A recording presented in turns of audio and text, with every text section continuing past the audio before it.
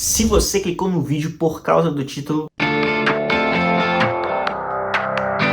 fique tranquilo. Nós vamos responder exatamente essa pergunta, não é clickbait. Mas antes, deixa eu me apresentar. Meu nome é Cristiano e eu estou falando com você de dentro do Reformed Theological Seminary, onde eu moro, por enquanto.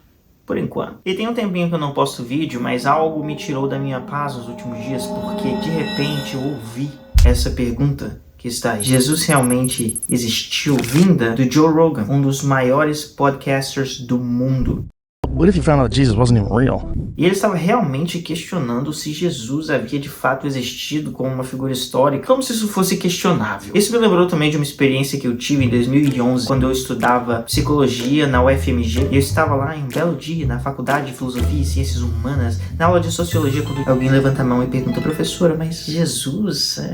a gente pode falar que ele sequer existiu? E a professora, desconcertada, porque se ela dissesse que não, Jesus não existiu, ela estaria contra toda a evidência histórica que nós temos, sem razão nenhuma aparente para isso. Mas se ela dissesse que sim, talvez ela sairia como uma fundamentalista religiosa em um lugar que deveria se questionar até a própria sombra. Mas vamos pensar juntos. Jesus realmente existiu? A primeira coisa que eu queria pensar com você, só para começar, é sobre a pergunta. Essa pergunta, ela não é uma pergunta que tem lastro acadêmico, que ela está em debate dentro da academia. É uma pergunta que, ok, ela pode acontecer dentro de um podcast que adora teorias da conspiração, e uma professora que está insegura com seus conhecimentos, mas dentro do debate acadêmico ou do diálogo acadêmico no campo da teologia, isso não é uma pergunta que se faça. E não importa se você é ateu ou se você é crente. Nós vamos ver exatamente isso. Mas como que a gente pode responder essa pergunta? Obviamente, eu não vou ser exaustivo nesse vídeo, mas eu vou te dar uma lista de evidências que vão te mostrar que Jesus de fato existiu, e isso não é algo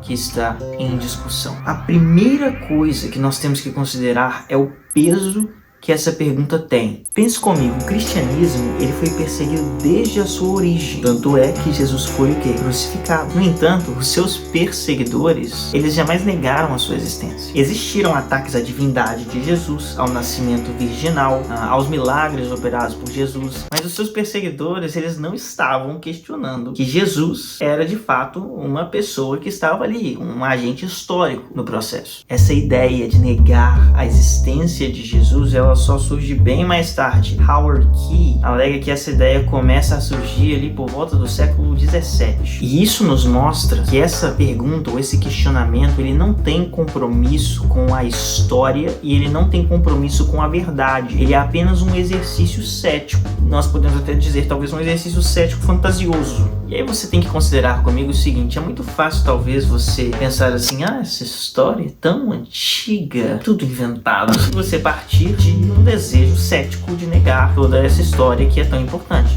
Ok, é muito fácil pensar assim: essa história é muito antiga, como é que eu vou saber, afinal de contas? Mas quem pensa assim está desconsiderando que quando nós lemos os evangelhos, por exemplo, nós não estamos lendo documentos escritos por pessoas que viveram muito depois de Jesus, centenas de anos depois. Não, nós estamos lendo documentos que são dos seus contemporâneos. Aqueles documentos, eles foram escritos para que as pessoas contemporâneas a eles e contemporâneas a Jesus lessem as histórias que estão escritas ali. E uma coisa é eu inventar uma história de um acontecimento público que aconteceu há 500 anos atrás. Outra coisa é eu inventar uma história de um conhecimento público que aconteceu 3 anos atrás. Por quê? Exatamente porque as pessoas que são testemunhas daqueles acontecimentos ainda estão vivas. Os rastros estão frescos. Que tipo de incompetência você acha que tinha os primeiros judeus e romanos que perseguiram o cristianismo se eles não conseguiam nem refutar uma invenção de um evento público como a crucificação? Que tipo de incompetência é essa? Você não pode inventar uma execução específica, pública, feita pelo império e esperar que as pessoas acreditem nessa história, se nem sequer existiu uma execução. E ainda que alguém posteriormente pudesse acreditar em uma execução inventada no passado, não se esqueça que nós estamos falando das pessoas que estavam vivas durante durante esses eventos ocorridos, quando o evangelho estava sofrendo constantes perseguições. Então, o Novo Testamento é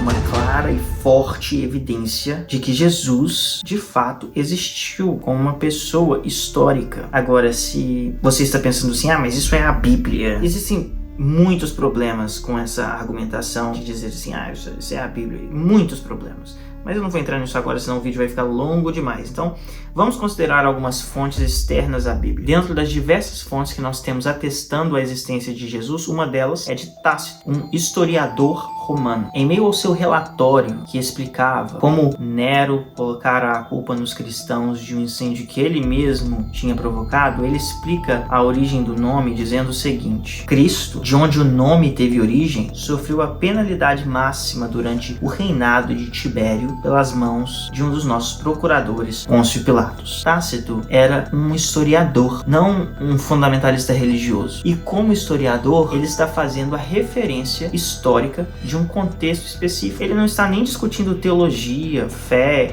a vida de Jesus, não, ele está usando um referencial histórico, e é por isso que ele está falando de Jesus. Suetônio, em sua obra sobre os imperadores romanos, fala sobre a expulsão dos cristãos de Roma no Império de Cláudio. E ele diz: como os judeus, por instigação de Crestus, estivessem constantemente provocando distúrbios, ele os expulsou de Roma. Crestus é uma versão do nome Cristo. E o que Suetônio está dizendo é que por volta do ano 49, menos de 20 anos após a crucificação, Roma já estava reagindo aos cristãos. Agora vamos falar de Plínio, o governador romano que escreve ao imperador Trajano preocupado com o crescimento dos cristãos. Isso é por volta de 110 depois de Cristo. E ele começa ali a descrever alguns hábitos, alguns costumes dessa comunidade. E olha o que ele diz: eles têm o costume de se reunirem antes do amanhecer, num certo dia determinado, quando então cantavam responsivamente os versos de um hino a Cristo, tratando-o como Deus, e prometiam solenemente uns aos outros não cometerem maldade alguma, não defraudarem, não roubarem, não adulterarem, nunca mentirem, não negar a fé, quando fossem instados a fazê-lo. Isso nos mostra um estágio avançado de desenvolvimento da fé cristã cerca de 80 anos depois da crucificação. Agora, as pessoas que chegaram a esse ponto, elas não chegaram ali por causa de uma figura imaginária, não. Elas chegaram ali porque testemunhas públicas de eventos públicos abriram o caminho até aquele momento. Porque nem os cristãos, nem a Bíblia, nem os inimigos e perseguidores de Cristo tratavam ele como uma figura mítica, imaginária, que não existe historicamente. Não, eles tratavam ele como um agente real na história. Agora pegue o exemplo de 1 Coríntios capítulo 15. 1 Coríntios foi escrito ali em torno de 53 depois de Cristo. E em 1 Coríntios capítulo 15, muitos comentaristas concordam que Paulo está fazendo uso de um credo cristão. Esse credo cristão teria sido escrito então antes da elaboração daquela carta. Considerando que Jesus começou seu ministério aos 30 anos e considerando a escrita da carta, nós estamos falando que esse credo ele já estava pronto antes de 20 anos depois do ministério de Jesus. Ou seja, a igreja já estava professando aquele credo. Então em 1 Coríntios 15, 3 e 4 nós lemos o seguinte: antes de tudo vos entreguei o que também recebi, que Cristo morreu pelos nossos pecados segundo as Escrituras, e que foi sepultado e ressuscitou ao terceiro dia segundo as Escrituras. E mais tarde Paulo continua dizendo: e apareceu a Cefas e depois aos 12, depois foi visto por mais de 500 irmãos de uma só vez, dos quais a maioria sobrevive até agora, porém alguns já dormem. Depois foi visto por Tiago, mais tarde por todos os apóstolos, e afinal, depois de todos, foi visto também por mim, como um nascido fora de tempo. Isso significa que os leitores e os inimigos de Paulo poderiam confirmar aquilo que ele estava comunicando, a história que ele estava relatando. Ele estava dizendo: aqui estão as evidências, chequem por vocês mesmos. Ele não está escrevendo sobre coisas que aconteceram milhares de anos atrás, não. Ele está escrevendo sobre os eventos vivenciados por aquela comunidade. E ele está falando de fatos públicos. ah, mas isso é a Bíblia. Essa maneira de pensar está completamente equivocada, a começar de que nós estamos falando de uma carta específica, escrita para uma igreja específica. Mas isso seria uma longa história e um outro vídeo para a gente fazer. Vamos continuar então falando de evidências extra-bíblicas. Flávio Josefo, um historiador judeu do primeiro século, cita não só Jesus, como também a crucificação e o seu irmão Tiago, que havia se tornado o líder da igreja em Jerusalém. E ele escreve sobre um certo sacerdote chamado Ananos, e ele diz o seguinte: quando, portanto, Ananos supôs que tinha agora uma boa oportunidade, Festus estava morto e Albinos estava viajando, assim ele reuniu o sinédrio dos juízes e trouxe diante dele o irmão de Jesus, o que era chamado Cristo, cujo nome era Tiago, e alguns outros. E quando ele formalizou uma acusação contra eles, como infratores da lei, ele os entregou para serem apedrejados. Além disso, José também fala de João Batista e dos eventos de sua morte. Agora, até mesmo Bart Ehrman, que é um estudioso do Novo Testamento que se identifica como um ateu agnóstico, até ele lista 15 fontes independentes sobre a crucificação que aconteceram dentro de um período de 100 anos posterior ao fato. Existem estudiosos do campo da religião que são liberais, que são ateus, que são agnósticos, mas não existe nem em meio a eles alguém que sustente que Jesus é uma figura que nunca existiu. Jesus é uma figura real, histórica.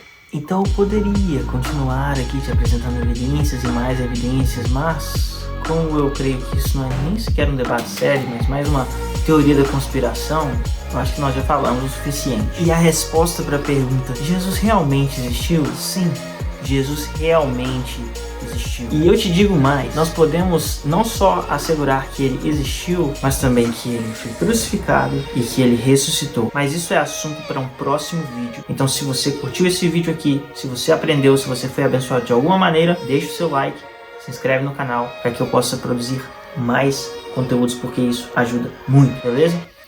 Dá uma olhada nos outros vídeos aí também e valeu! Eu vou deixar uns links aí embaixo se você quiser continuar a sua pesquisa e também ver algumas referências do que eu falei aqui.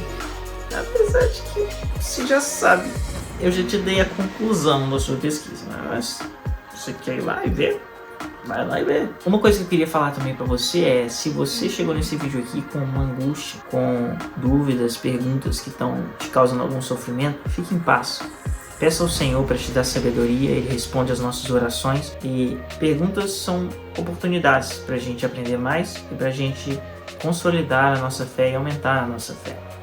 Eu já tive momentos na minha vida em que eu fiz muitas perguntas que me angustiaram, mas o Senhor foi gracioso comigo e me conduziu nesse caminho.